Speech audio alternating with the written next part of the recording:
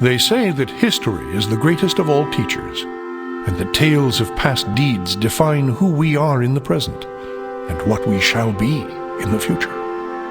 It is said that such tales shall, with each telling, illuminate us all with the light of truth. I shall tell you of such a tale.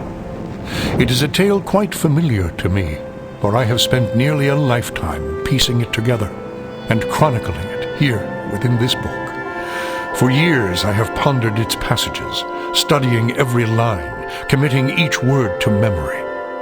Perhaps now, in the telling of it, I shall at last find the answers I seek.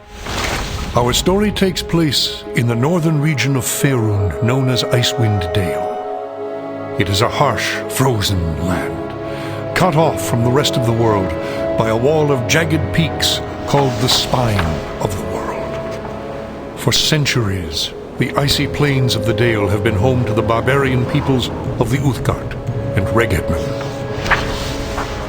Huddled together in small, closely knit tribes, the barbarians lived simple lives, free, proud, and fiercely independent. Until the day an archmage named Erakan came to Icewind Dale. With an army of mercenaries, Erakan sought to conquer the north and force the fierce barbarians into slavery.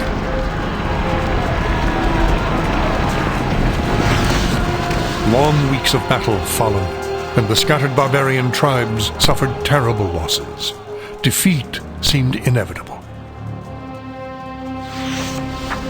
In their darkest hour, a barbarian shaman named Jared came forth and demanded a council between all the remaining tribes of the north.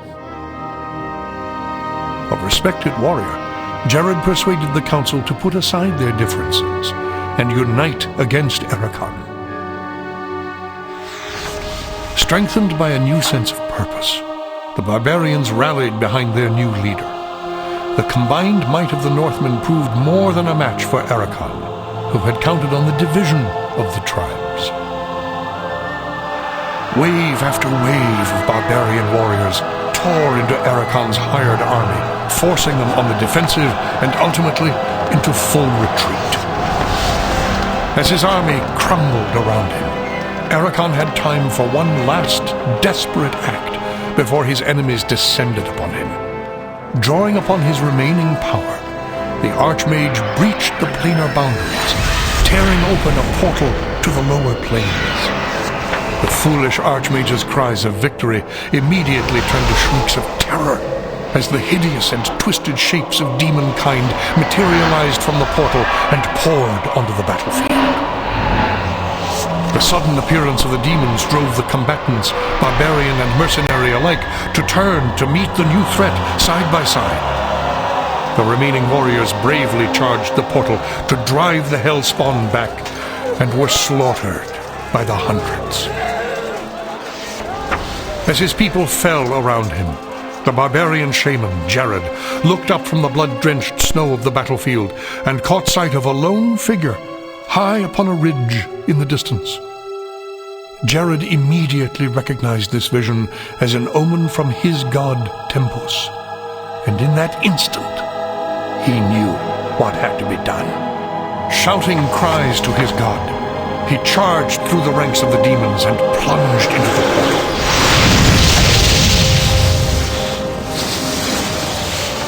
As Jared's blood fused with the energies of the portal, an explosion of white light engulfed the battlefield. When the light subsided, the demons were gone, and the portal was closed. In its place hovered a disk of solid stone. Frozen within the center of the disk was Jared's body, locked in his final moment of agony, in his final moment of triumph, for all eternity. But that is not the end of our tale. It is but the beginning.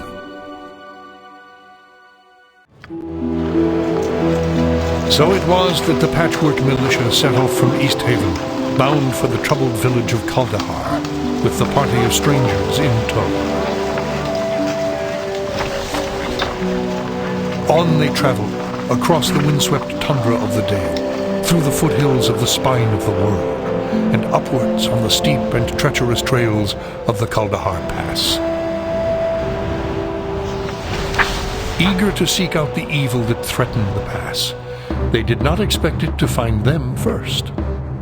High upon the cliffs of the pass, a band of frost giants had prepared an ambush.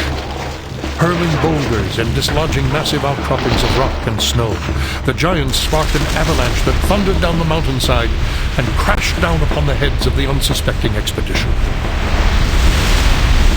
Those fortunate enough to survive the avalanche pulled themselves free of the mountain of snow and bodies that now barred the way back to Easthaven. Battered and disheartened by the loss of their comrades, the survivors had little choice but to continue on to Kuldahar, alone.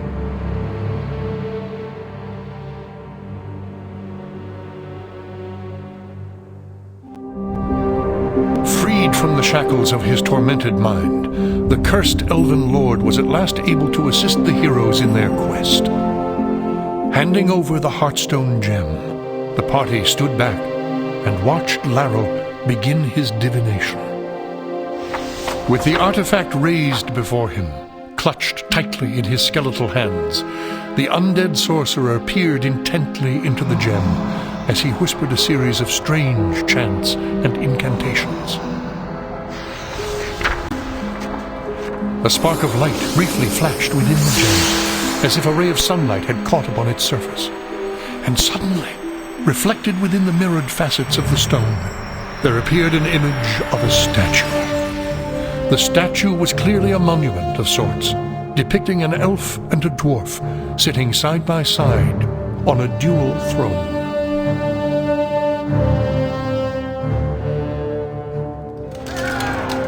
In the heat of the battle, the twisted priest of Ilmater stumbled, gripping his chest as if mortally stricken.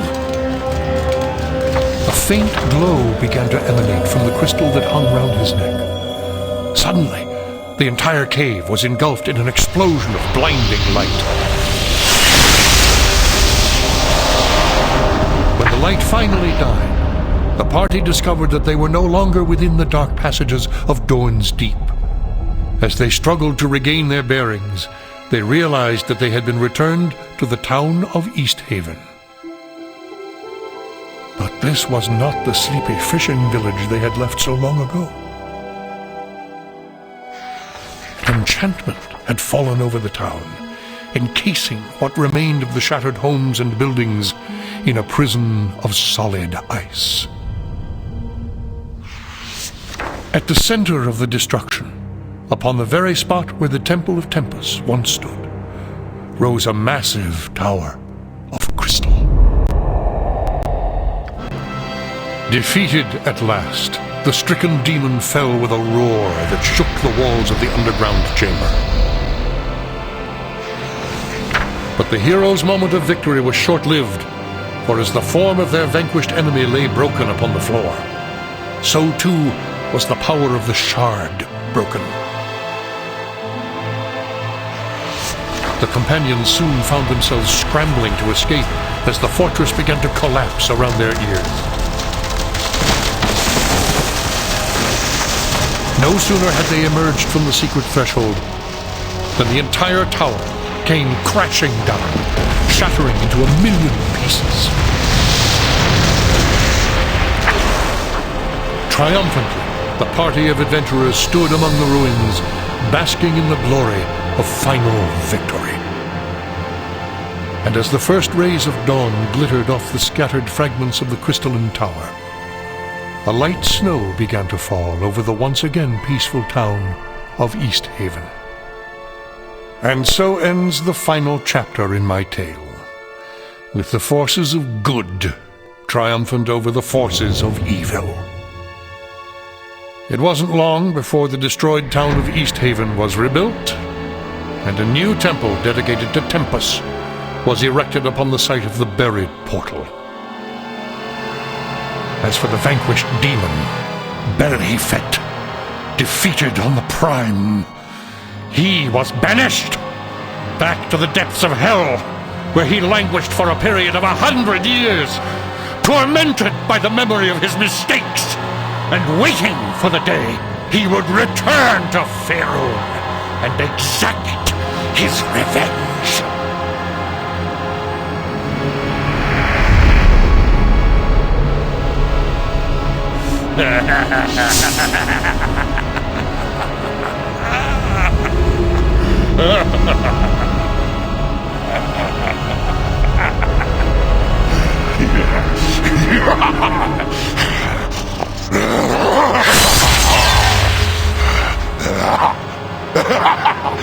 Yes, yes!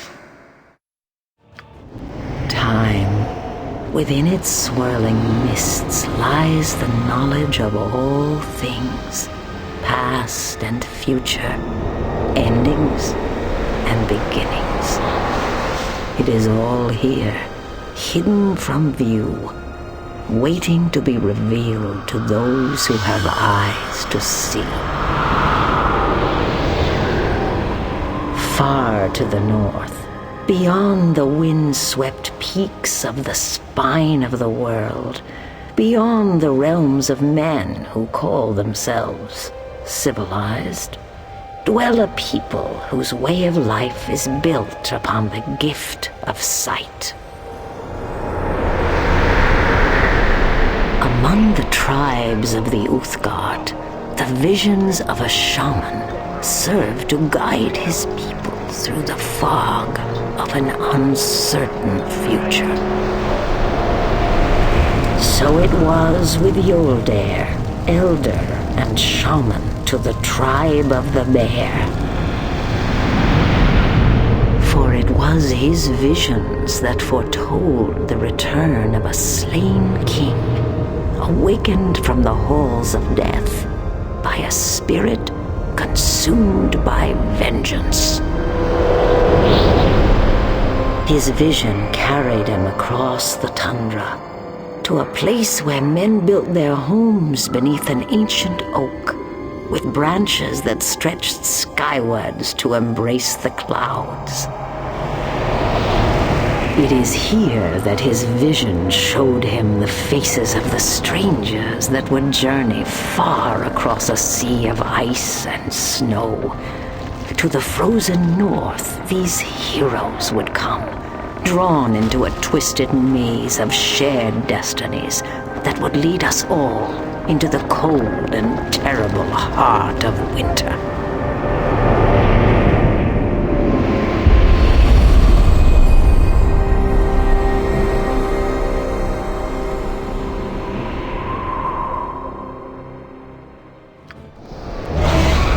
With the death of a Kasseragt spirit, centuries of hate were at long last put to rest.